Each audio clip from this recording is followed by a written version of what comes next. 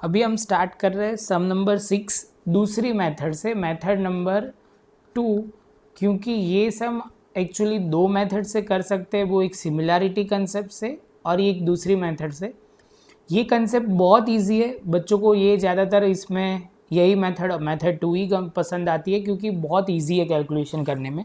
तो गिवन क्या है पहले वो पढ़ते हैं। If angle A and B are acute angle, मतलब वो दोनों 90 डिग्री से कम है, such that cos A is equal to cos B, then show angle A is equal to angle B. तो हम सबसे पहले स्टेप लिखते हैं। गिवन में आप बोलोगे सर सिंपल है, cos A is equal to cos. जैसे ये स्टेप होगा उसके बाद आप बोलोगे टू प्रूव क्या करना है। तो आप बोलोगे सर प्रूव करना है simple, angle A is equal to angle B. जैसे ये स्टेप होगा आप बोलोगे सर एक छोटा सा डायग्राम ड्रॉ कर दो। तो हमने ड्रॉ कर दिया। यहाँ पे ले लेते हैं, सी को तो कंपलसरी यहाँ ही लेना पड़ेगा क्योंकि ये 90 डिग्री दिखाना पड़ेगा। ए को हमने यहाँ लिखा तो बी को हमने यहाँ लिखा। आप कोई भी तरीके से लिख सकते हो। जैसे ये प्रूव होता है, मतलब ये ड्रॉ होता है, उसके बाद आप बोलोगे सर कॉस की फॉर्मूला क्या है। तो आपको याद रखना है बच्चा, आपको आता ही होगा, अभी तो हमने बहुत सारे सम कर लिए। पंडित बद्री प्रसाद हर हर बोले। आपको पता ये साइन की है फॉर्मूला, ये है कॉस की और ये है टेन की। तो आप बोलोगे सर ये शांति से समझना, बहुत बच्चों को यहाँ प्रॉब्लम आती है। तो आप बोलोगे सर यहाँ पे आपको cos theta is equal to, आप बोलोगे सर लिखो बेस अपॉन हाइपोटेनियस। अभी हमें दो एंगल से अलग अलग तरीके से सोचना है। तो आप बोलोगे सर एक तरीका है, यहाँ मैं साइड में लिखता हूँ। यहाँ आप बोलोगे सर कॉस ए लिखना हो तो जब आप कॉस ए लिखते हो तो आपका बेस क्या होगा, तो बेस और हाइपोटेनियस तो फिक्स रहेगा। 90 डिग्री के सामने जो होता है वो साइड हमारी हाइपोटेनियस होती है।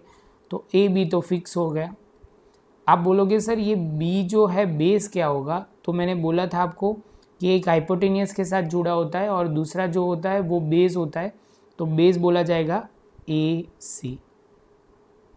सेम वे आप बोलोगे कॉस बी का सर कैसे होगा, cos B is equal to, तो मैं आपको बोलूँगा यहाँ बी है तो यहाँ भी बी अपॉन एच। रेशियो तो सेम ही रहने वाला है, लेकिन ये कॉस बी है तो यहाँ से आपको समझना वो है कि ये जो एंगल है ना उसका बेस क्या होगा।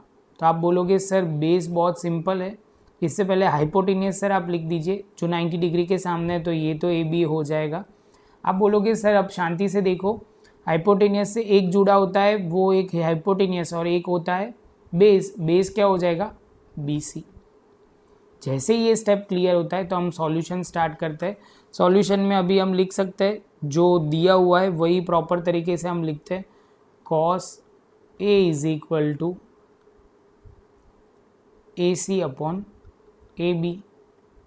Same way cos B is equal to B C upon A B. कहाँ से लाए, तो ये सामने वर्किंग नोट समझ लो, जो भी समझना है। हमने डायरेक्ट स्टेप अभी हम लिखना शुरू करेंगे। तो हम लिखेंगे cos A is equal to cos B. बच्चा बोलेगा सर ये तो गिवन है, सही है। अभी हम लिखते हैं यहाँ कॉस ए की जगह ए सी अपॉन ए बी और यहाँ B C upon A B cut हो जाएगा। तो आप बोलोगे सर इसके बाद क्या आएगा, A C is equal to B C. A C और बी सी इक्वल है तो आप बोलोगे सर ये ए सी और बी सी इक्वल है। तो आप बोल सकते हो कि सर एंगल बी और एंगल ए इक्वल होगा। क्यों, तो आप बोलोगे angle opposite to equal side are triangle in triangle are equal. ये आपकी प्रॉपर्टी आपको पता होनी चाहिए, ये 9th में पढ़े हुए हो कि जब भी ट्राइंगल की दो साइड इक्वल होती है तो उसके ऑपोजिट साइड के ट्राइंगल के एंगल इक्वल होते हैं। फिर से एक बार समझाने का ट्राई करता हूँ, शांति से समझना। तो अभी एक बार फिर से समझाता हूँ। आप बोलोगे सर कैसे, समझ लो एक ट्राइंगल है, इसकी ये साइड और ये साइड इक्वल है तो एंगल ये और ये एंगल इक्वल होगा। तो वही बोलने का मतलब है angle opposite to equal side of a triangle are equal, मतलब दो साइड इक्वल होगी तो उसके एंगल भी क्या होंगे, दोनों इक्वल होंगे। आई होप कि ये पॉइंट आपको बहुत इजीली समझ में आ गया होगा, क्योंकि ये बहुत बेसिक था और बहुत इजी भी था कंपेयर टू पहली मेथड से। मैंने एग्जाम्पल 2 भी ऐसे करवाया है पहली मेथड से, तो आप एक बार चेक करना तो आपको वो क्लियर हो जाएगा।